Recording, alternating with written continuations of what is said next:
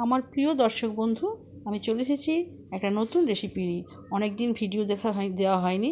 তোমরা প্লিজ কিছু মনে করো না, দেখো আমার ভিডিওটা প্রথম থেকে শেষ পর্যন্ত। কিছু বাটা মাছ আছে আর কিছু নিহারে মাছ আছে।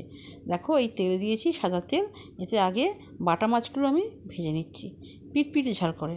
একটা দিশি চরিত কথা আছে না, যে পিটপিটে ঝাল, সেরকম আমি একটা পিটপিটে ঝাল বানাবো। শেষ পাতে দারুণ লাগবে এই পিটপিটে বাটা মাছের ঝাল দিয়ে, ভীষণ ভীষণ ভালো লাগবে। তাই আমি আগে বাটা মাছগুলো ভেজে নিচ্ছি। এরপর যে তেলটা থাকবে না, সেই তেলটাতে আমি দেখো তেলটা আছে, এবার নিহারে মাছগুলো দিচ্ছি। একে একটু নিহারে বলে কিংবা লইট্টা বলে, যেটাকে লইট্টা মাছ বলে, লোটে মাছ অনেকে বলে।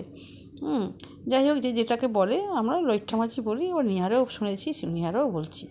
যাই হোক, এই দেখো ভীষণ নরম মাছ, এর কাঁটাও খুব নরম, আর সুতোর মতো কাঁটা।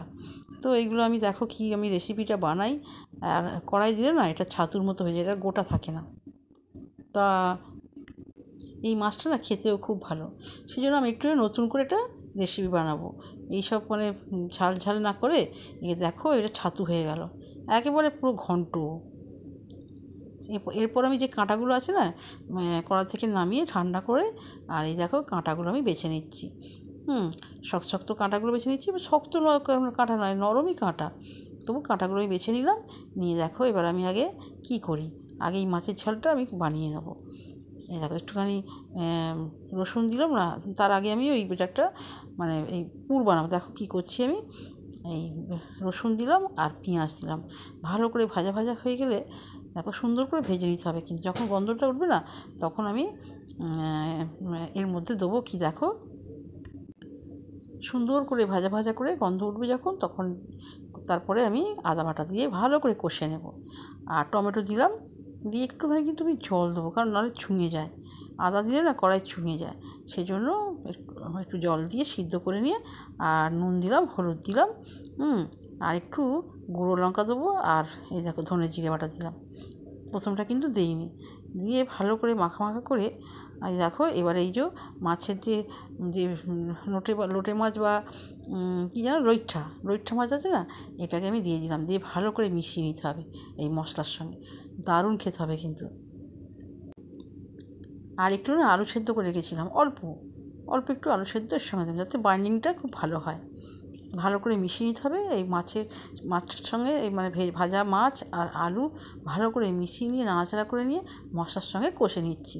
আর এর সঙ্গে না একটু কর্নফ্লাওয়ার দিচ্ছি, ময়দা দিলেও চলবে, চাল গুঁড়ি দিলেও চলবে, এটা মুচমুচে হওয়ার জন্য আর কি। যে কোনো জিনিস দিতে পারো, আমি এটা কর্নফ্লাওয়ার দিলাম, দিয়ে ভালো করে নাড়াচাড়া করে নিলাম। দেখো খুব সুন্দর একদম শুকনো হয়ে যাবে।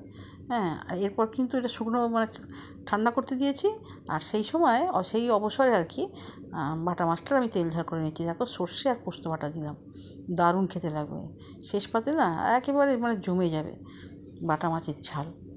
জানো তো বাটা মাছ খেতেও ভালো, টেস্টি খুব।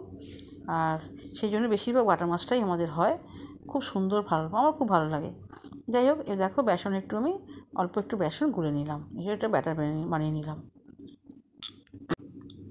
বেসনের একটা ব্যাটার বানিয়ে নেবো। এই দেখো বল হয়ে গেছে, কিন্তু ঠান্ডা করে বল হয়ে, তোমাদের আর দেখাতে পারিনি, কারণ দুটো হাতে করতে হয় তো, সেই জন্য আর আমি ফোনটা ধরবো না, বল দেখাবো, সেই জন্য বলটা করে নিয়ে আর এই বেসনে ডুবিয়ে নিলাম। দেখো ডুবিয়ে নিয়ে এবার দেখো কড়াই তেল চাপিয়েছি, কিন্তু তেলটা গরম হলেই না আমি ছেড়ে দেবো।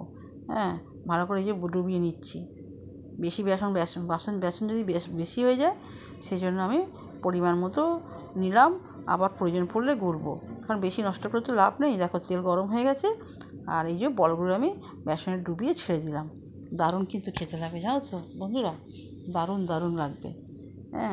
এই যে আমি খয়ে দিয়ে হাত লাগাইনি, আর দেখো কি সুন্দর একদম লাল মতো হয়ে যাবে, বেশ মুচমুচে হবে, মুচমুচে হয়ে গিয়ে আর খেতে খুব ভালো লাগবে। ভাজা খাওয়া যায়, চাটনি দিয়ে খেতে পারে, আবার ঝাল হলে খুবই সুন্দর হয়।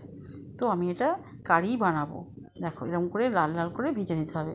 খুব সুন্দর ভাজা হয়ে গেছে, একটা ভেজে তুলে গেছি আগে, আর তোমাদের এই ভাজাগুলো দেখিয়ে দিলাম। খুব সুন্দর, দেখছো কালারগুলো দেখেছো কীরকম হয়েছে, কী সুন্দর। যাই হোক, কাঁচা লঙ্কা দিয়ে আর একটু ফোড়ন দিয়ে, আর ওই পেঁয়াজ আর টমেটো দিয়ে ভালো করে ভেজে নিচ্ছি। আর আদা দিলাম, দিয়ে ভালো করে কষে নিতে হবে। একটু আদা বাটা না দিলে, সব কিছু কিন্তু আদা বাটা দরকার হয়, পেঁয়াজ রসুন থাকলে একটু আদা বাটা দিতে হয়। আর এই যে সমস্ত মশলা দিলাম, হলুদ লঙ্কা ধনে জিরে সবই দেবো, দিয়ে ভালো করে মানে নাড়াচাড়া করে নিয়ে অল্প একটু জল দিলাম। দেখো খুব সুন্দর কিন্তু খেতে হবে, খুব সুন্দর খেতে হবে। তোমরা এরকম করে দেখো। আর এই যে স্বাদ মতো নুন দিলাম, নুনটা না দিলে তো ভালো কিছুই মনে হবে না, হ্যাঁ, বিস্বাদ হয়ে যাবে সব।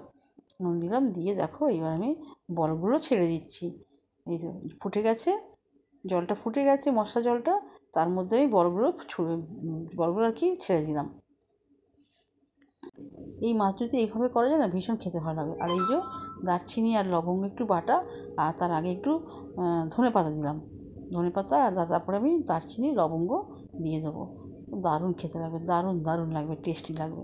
আর এই যে দিলাম আর একটু কী জানো, যে দারচিনি ওই যে লবঙ্গ দেখালাম না, ওটা বাটা দিয়ে দিলাম। হ্যাঁ, হেভি হবে খেতে, ভীষণ খেতে লাগবে। এরকম তোমরা বাড়িতে এরকম বানাতে পারো। এই যে আমি পাতটা রেডি করে ফেলছি, কলমি শাক ভাজা, এই যে লেবু, মাছের শাকের সঙ্গে লেবু ভাজা না থাকলে খুব ভালো লাগবে না একটা। আর ওই বাটা মাছ ভাজা রেখেছি, আর দেখো এই মাছের ঝাল, পিটপিটে ঝাল। তোমরা ভালো থেকো।